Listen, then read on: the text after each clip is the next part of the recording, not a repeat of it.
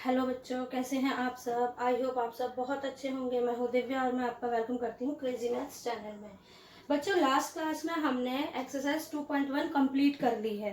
2.2 start करने से पहले हमें पूर्ण संख्याओं के गुण सीखने होंगे, प्रॉपर्टीज ऑफ होल नंबर्स, जिसके अकॉर्डिंग ही हम 2.2 एक्सरसाइज सॉल्व कर पाएंगे।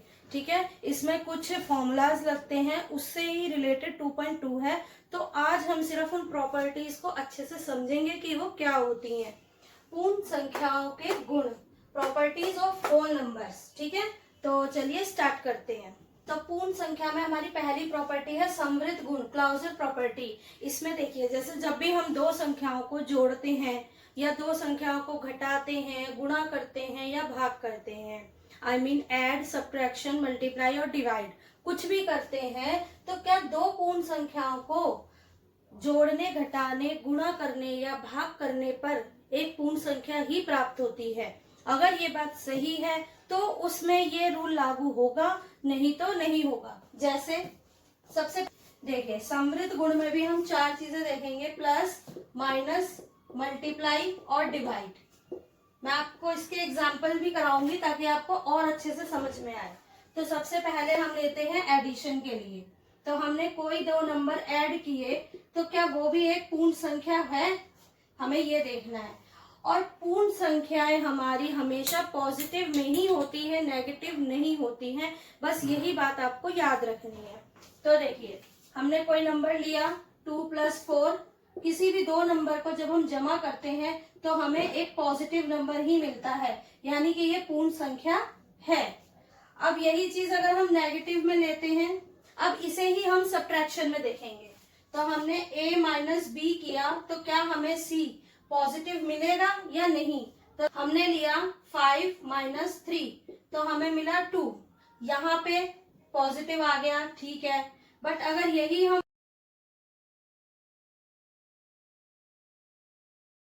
उल्टा कर दें, 3 - 5, तो ये हमारा नेगेटिव आ जाएगा।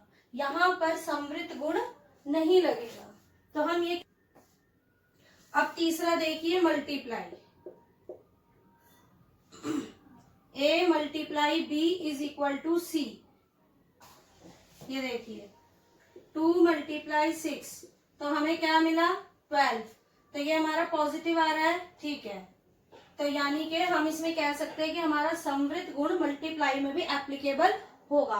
अब हम देखते हैं डिवाइड पोर्शन। जैसे हमें पता है a / b = c, तो a यानी कि 8 / 2, तो हमारा आंसर आता है 4, एप्लीकेबल है। बट अगर यही चीज 9 / 2 हो जाए तो हमारा नहीं आएगा आंसर। हमारा डिवाइड कैसा हो जाएगा, रैशनल नंबर में बदल जाएगा इस तरह से। तो यानी कि ये पूरा डिवाइड नहीं होगा। तो हम कह सकते हैं कि डिवाइड में हमारा ये रूल एप्लीकेबल नहीं है। ये हमारा पूर्ण संख्या का पहला गुण है, समृद्ध गुण, क्लाउजर प्रॉपर्टी, जिसमें जो कि सिर्फ प्लस में और मल्टीप्लाई में एप्लीकेबल है, लेकिन घटा में और भाग में एप्लीकेबल नहीं है। ये हमारी फर्स्ट प्रॉपर्टी है समृद्ध गुण पूर्ण संख्या के लिए। ठीक है, अब हम इसकी दूसरी प्रॉपर्टी करेंगे। तो हमारी दूसरी प्रॉपर्टी है, दूसरा गुण है क्रम विनिमय गुण, कम्यूटेटिव प्रॉपर्टी। इसमें क्या होता है, इसमें हम एक ही सम को दो तरीके से सॉल्व करते हैं और ये देखते हैं क्या उन दोनों के आंसर सेम आते हैं। अगर वो सेम आते हैं तो ठीक है, नहीं आते तो गलत है। पहला एडिशन, ऐड में देखते हैं हम a + b = b + a। क्या a + b b + a होगा? इसका एग्जाम्पल देखते हैं हम, लाइक 2 + 3 = 3 + 2, 5 = 5। तो यानी कि क्रम विनिमय गुण एडिशन में अप्लाई होगा। अब हम देखेंगे इसका सब्ट्रैक्शन।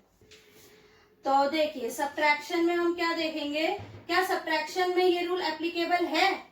जैसे a - b = b - a, क्या ये एप्लीकेबल है या नहीं।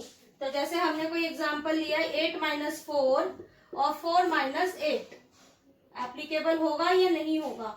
तो यहाँ देखिए, यहाँ 4 आया और यहाँ माइनस का 4 आया। अब आप देखिए क्या दोनों सेम है? नहीं। तो यहाँ पर सबट्रैक्शन में कम्यूटेटिव प्रॉपर्टी, क्रम विनिमय गुण एप्लीकेबल नहीं है। ठीक है, प्लस में एप्लीकेबल है बिकॉज दोनों में आंसर सेम आया है। सबट्रैक्शन में एप्लीकेबल नहीं है बिकॉज दोनों का आंसर अलग आया है। अब हम मल्टीप्लाई में अप्लाई करेंगे। मल्टीप्लाई में देखिए, a multiply b is equal to b multiply a। क्या a मल्टीप्लाई b करने पर और इसको उल्टा b मल्टीप्लाई a करने पर क्या ये इक्वल होगा? इसका एग्जांपल देखते हैं हम। 4 multiply 2 is equal to 2 multiply by 4। 4 2 जा 8, 2 4 दा 8। तो यहाँ पर भी ये इक्वल है, इसलिए यहाँ ये एप्लीकेबल होगा। ठीक है, यानी हम कह सकते हैं कि ये क्रम विनिमय गुण मल्टीप्लाई में एप्लीकेबल है। अब इसका हम डिवाइड वाला पार्ट देखेंगे, क्या उसमें एप्लीकेबल है? तो अब हम देखेंगे भाग में ये रूल एप्लीकेबल है या नहीं। a divided by b is equal to b divided by a। हमने किया 8 डिवाइडेड बाय 4 और ये उल्टा हो जाएगा 4 डिवाइडेड बाय 8। तो यहाँ तो एप्लीकेबल, यहाँ देखिए जब हमने 8 और 4 को डिवाइड किया तो हमारा आंसर आया 2 और हमने 4 और 8 को डिवाइड किया तो हमारा आंसर आया 1/2। तो क्या ये एप्लीकेबल है? क्या दोनों इक्वल है? नहीं, तो ये एप्लीकेबल नहीं है। तो हमारा दूसरा गुण है क्रम विनिमय गुण, कम्यूटेटिव प्रॉपर्टी, जिसमें हमने देखा कि प्लस और मल्टीप्लाई में, जमा और गुणा में क्रम विनिमय गुण एप्लीकेबल हो रहा है, लग रहा है। लेकिन सब्ट्रैक्शन, घटाने में, डिवाइड, भाग करने में क्रम विनिमय गुण एप्लीकेबल नहीं है। कम्यूटेटिव प्रॉपर्टी इसमें एप्लीकेबल नहीं होगी। ठीक है, तो ये था हमारा दूसरा गुण। अब हम करेंगे इसका तीसरा गुण। सहचारिता में हमारे पास नंबर्स ज्यादा होते हैं, 3 नंबर्स होते हैं, तो उन्हें हम देखेंगे कि किस तरह से जोड़कर, घटाकर, गुणा या भाग करके ये गुण अप्लाई कैसे करते हैं। ठीक है, तो देखिए सबसे पहले हम देखेंगे एडिशन में। तो देखिए जैसे हमारे पास 3 नंबर है a plus B plus C.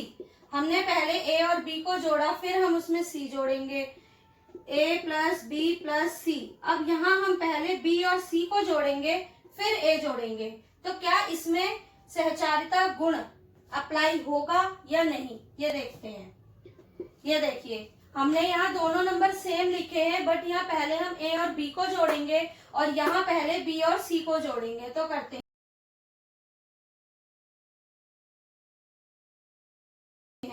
5 plus 5 2 plus 8, तो ये आया 10 और ये भी आया 10। इसका मतलब सहचारिता गुण एडिशन, जमा में अप्लाई होगा, यानी एसोसिएटिव प्रॉपर्टी हमारी एडिशन में अप्लाई होगी। अब यही चीज हम सब्ट्रैक्शन में देखते हैं, यानी घटा में देखते हैं। देखिए जैसे हमारे पास है a minus B minus C, a minus B minus C. पहले हम a और b को घटाएंगे और फिर c को घटाएंगे। यहाँ पहले b और c को घटाएंगे, फिर a को घटाएंगे। तो देखिए 5 माइनस 4 माइनस 8, 5 माइनस 4 माइनस 8। यहाँ पहले a और b घटाना है, यहाँ पहले b और c घटाना है, और फिर देखते हैं क्या दोनों इक्वल होंगे। अगर ये दोनों इक्वल हैं तो अप्लाई होगा ये रूल, अगर नहीं है तो एप्लीकेबल नहीं होगा। देखिए यहाँ आया 1 माइनस 8 और यहाँ आया 5 माइनस 4, 5 माइनस और अंदर भी माइनस का 4। ये वाला माइनस ये है और प्लस माइनस करने पर बड़ी संख्या का साइन यहाँ पर आता है। ठीक है, अब ये आया हमारा माइनस का 7 और ये प्लस माइनस माइनस क्या हो जाएगा, प्लस। तो 5 और 4 9। तो यहाँ पर भी ये एप्लीकेबल नहीं है। इसका मतलब ये हुआ कि सहचारिता गुण जमा में तो अप्लाई हो रहा है, लेकिन घटा में अप्लाई नहीं हो रहा है। ठीक है, अब हम देखेंगे मल्टीप्लाई में। देखिए a multiply b multiply c is equal to a multiply b multiply c। पहले हम a और b को मल्टीप्लाई करेंगे, फिर c से करेंगे, और यहाँ पर पहले हम b और c को मल्टीप्लाई करेंगे, उसके बाद a से मल्टीप्लाई करेंगे। तो देखिए एग्जाम्पल लेते हैं इसका। 2 × 3 × 4, 2 × 3 × 4। यहाँ देखिए पहले 2 और 3 को करते हैं मल्टीप्लाई, और यहाँ पहले 3 और 4 को करेंगे। 2 3 6 मल्टीप्लाई बाय 4, 2 मल्टीप्लाई 3 4 12, 3 चौक 12।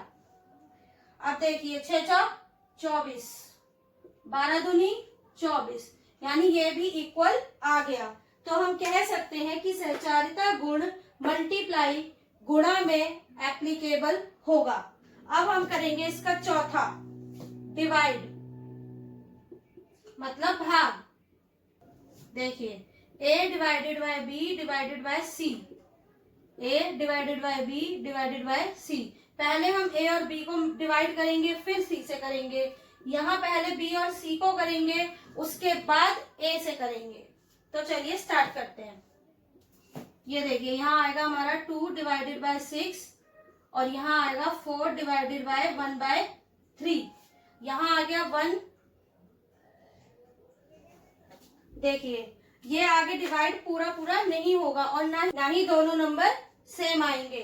तो हमारी एसोसिएटिव प्रॉपर्टी सहचारिता गुण डिवाइड में मतलब भाग में एप्लीकेबल नहीं होगा।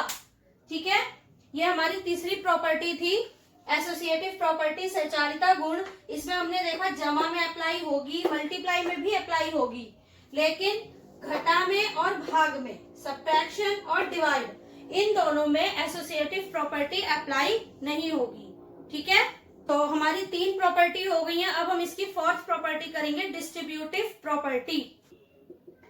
हमारी जो 4th प्रॉपर्टी है वो है डिस्ट्रीब्यूटिव प्रॉपर्टी, गुणन का वितरण, डिस्ट्रीब्यूट करना। देखो डिस्ट्रीब्यूटिव से ही हमें पता चल रहा है, डिस्ट्रीब्यूट करना मतलब बांटना, वितरण का मतलब भी होता है बांटना, यानी कि हम इसमें संख्याओं को बांटते हैं,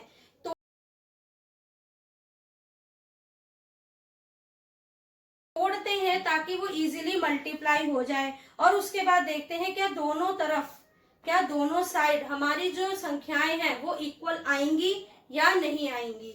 ठीक है, तो डिस्ट्रीब्यूटिव प्रॉपर्टी देखिए, जैसे a multiply by b plus, यहाँ माइनस भी हो सकता है, a मल्टीप्लाई बाय c, यानी a जो है वो b से भी मल्टीप्लाई हो रहा है और c से भी। तो हम यहाँ लिख सकते हैं, a हम कॉमन ले लेंगे तो हमारा आंसर आ जाएगा b प्लस c।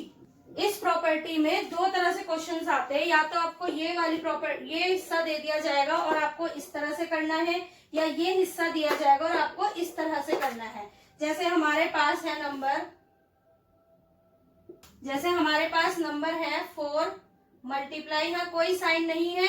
जब यहाँ ब्रैकेट से बाहर कोई साइन नहीं होता, ब्रैकेट से बाहर अगर प्लस या माइनस का साइन नहीं है, तो इसका मतलब यहाँ मल्टीप्लाई का साइन है। 3 और 4 7। अब इसे हम 4 से मल्टीप्लाई करेंगे तो 4 7 28। यहाँ देखिए a हमारा क्या है, 4 मल्टीप्लाई 3 प्लस 4 मल्टीप्लाई 4। अब यहाँ हमें इसे अलग अलग मल्टीप्लाई करना पड़ेगा, 12 प्लस 16, तब हमारा आंसर आएगा 28। तो देखिए ये होती है हमारी डिस्ट्रीब्यूटिव प्रॉपर्टी। मतलब कि अगर उन्होंने हमें इन नंबर्स को इकट्ठा दे दिया है और हम देखते हैं कि ये नंबर बड़ा है, इसे पहले प्लस करके मल्टीप्लाई करने में मुश्किल होगी, तो हम क्या करते हैं, या तो अलग अलग मल्टीप्लाई करके फिर प्लस कर लेते हैं, या पहले प्लस करके फिर मल्टीप्लाई कर लेते हैं। और इस वाली प्रॉपर्टी में गुणन का वितरण गुण में एक नंबर, कोई भी एक नंबर सेम जरूर होता है। जैसे यहाँ a सेम है, ठीक है, ये जरूर होता है। तो अब ये हमारी 4 प्रॉपर्टीज खत्म हो गई हैं। तो हमने यहाँ 4 तरह की प्रॉपर्टी की हैं जो कंप्लीट हो गई। तो आप इन प्रॉपर्टीज को बहुत अच्छे से पढ़िएगा, और नेक्स्ट क्लास में हम इसके क्वेश्चंस भी करेंगे 2.2 एक्सरसाइज के। ठीक है, अगर आपने ये प्रॉपर्टीज अच्छे से कर ली तो आपको 2.2 करने में कोई भी प्रॉब्लम नहीं होगी। तो बच्चों, अगर आपको इन प्रॉपर्टीज में कोई भी प्रॉब्लम आती है तो आप मुझे कमेंट सेक्शन में कमेंट कर सकते हैं।